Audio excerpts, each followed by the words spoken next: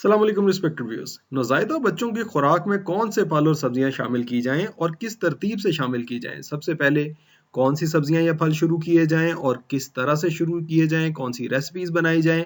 और stage one क्या होती है वीनिंग की?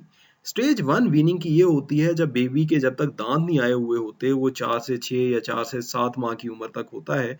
और इस स्टेज में हम ऐसे खाने बना के देते हैं बच्चे को जो कि बिल्कुल ही या तो लिक्विड हो या लिक्विड के अंदर कोई ठोस चीज डाली हुई हो, या बिल्कुल प्यूरीज हो, बिल्कुल लिक्विड या सेमी सॉलिड प्यूरीज हो जो कि बिल्कुल जिनकी स्मूथ कंसिस्टेंसी हो, उनके अंदर कोई लंप ना हो, कोई टुकड़ा ना हो, जो कि जुबान के ऊपर रखते ही या मुंह के अंदर डालते ही ऐसे बिल्कुल मेल्ट हो जाए। प्यूरी कैसी होती है? जैसे केचप होता है, जैसे मायोनीज होता है।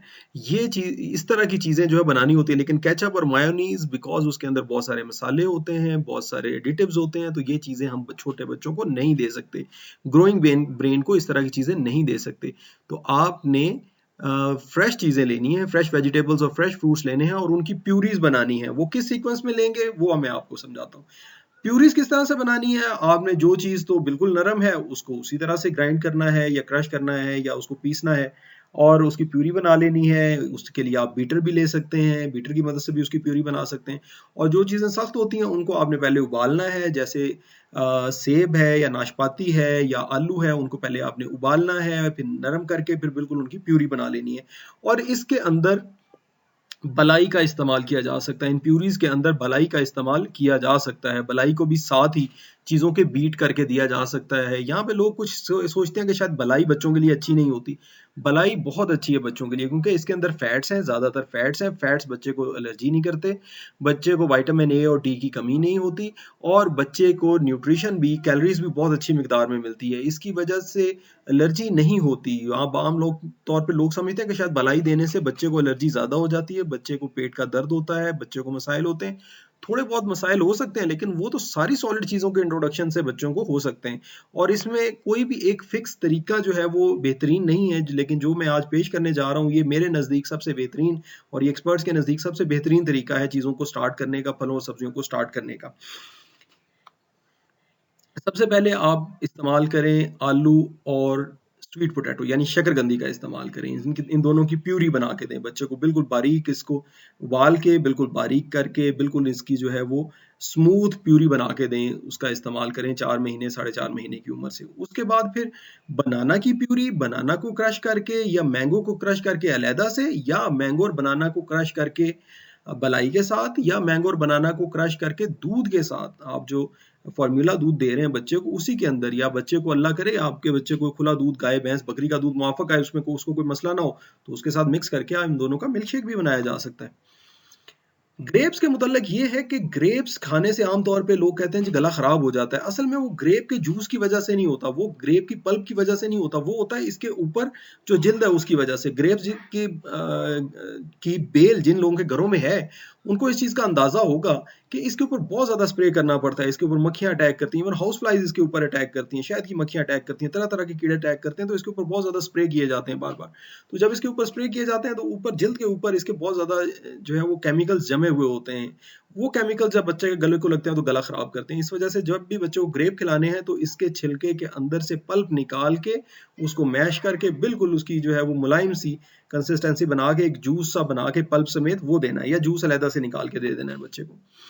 हमारे यहाँ जो खरबूजा मिलता है वो भी बहुत नरम है और बहुत अच्छा है बच्चों के लिए। उसकी भी नरम पेस्ट बना के, इसी तरह से तरबूज का जूस निकाल के या तरबूज के पल्प समेत उसका पेस्ट बना के बच्चे को खिलाया जा सकता है।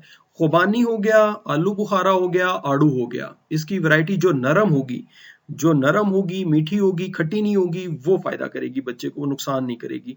फिर सेब आ जाता है, नाशपाती आ जाती है, क्योंकि ये सख्त है फल थोड़े से, तो ये इसलिए थोड़ा सा देर से आ रहे हैं। इसमें से जितनी भी चीजें आप ऐड कर रहे हैं, मैं पहले भी बता चुका हूं कि हर चीज 5 दिन के वक्फे से आपने ऐड करनी है। एक एक चीज 5 दिन के वक्फे से ऐड करनी है। और जब आप 5-5 दिन के वक्फे से ये पिछली सारी चीजें ऐड करेंगे तो तब जब तक आप तकरीबन ये सेब और नाशपाती लेके आएंगे, उसकी डाइट में इंट्रोड्यूस करेंगे, तो तकरीबन बच्चे की उम्र 6 महीने के लगभग हो चुकी होगी। तो सेब और नाशपाती को उबालना पड़ेगा, फिर इसका जो है बारीक पेस्ट बनाना पड़ेगा और वो बच्चे को खिलाना पड़ेगा। इसके अंदर आप उसी तरह से क्रीम भी डाल सकते हैं, हल्का सा जो है वो कोई साल्ट या बहुत ही कम मिकदार में चीनी भी डाल सकते हैं अगर इसमें तो खटास लगे आपको तो। फिर सिट्रस फ्रूट दे सकते हैं बच्चे को, जूस शुरू में दें, 1-1 चम्मच, 2-2 चम्मच दें और बाद में फिर आहिस्ता-आहिस्ता आप कीनू की, माल्टे की जो कि मीठा हो, उसकी एक फांक बच्चे को सक करने के लिए दें अपने हाथ में पकड़ के और आहिस्ता-आहिस्ता बच्चे को सेल्फ वीनिंग का जो है वो सेल्फ वीनिंग ये होती है कि बच्चा खुद अपने हाथ में पकड़ के चीज़ को सकल करता है, चीज़ के ऊपर सक करता है। फिर गोभी आ जाती है, शलजम आ जाता है, ब्रोकोली आ जाती है। ब्रोकोली इस वजह से तस्वीर मैंने डाली है कि ब्रोकोली सबसे इसमें अच्छी है। ब्रोकोली में आयरन की बहुत अच्छी मिकदार है, विटामिन्स की बहुत अच्छी मिकदार है और ब्रोकोली सबसे ज़्यादा रिच है इन माइक्रोन्यूट्रिएंट्स।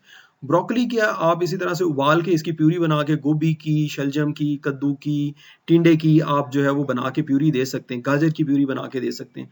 उसके बाद फिर फाइनली जब बच्चा जो है वो स्टेज 2 पे आ जाएगा तो ट्रांजिशनल ये एक फूड है, ये कैरेट एंड पी सूप कहलाता है। इसके अंदर राइस भी है, rice carrot and soup, carrot pea soup कहलाता है।